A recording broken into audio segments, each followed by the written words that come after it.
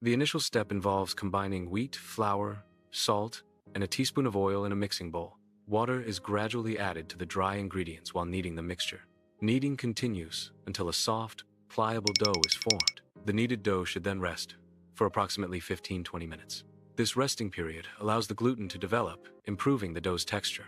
Begin by thoroughly mashing boiled potatoes in a bowl to create a smooth base. Add finely chopped green chili for heat and chopped coriander leaves for fresh flavor. Incorporate red chili powder, garam masala, and cumin powder to introduce warmth and complexity. Season the mixture with salt to taste, adjusting as needed for desired flavor intensity. Optionally, add a teaspoon of lemon juice to brighten the filling with a touch of acidity. Begin by rolling out a small dough ball into a slightly flattened circle. Place 1 to 2 tablespoons of potato, filling in the center of the flattened dough. Carefully fold the edges of the dough to completely enclose the potato filling. Gently roll the stuffed dough into a round paratha, maintaining even thickness to avoid tearing. Heat a tawa or flat pan over a medium flame to prepare for cooking. Place the rolled paratha on the hot tawa.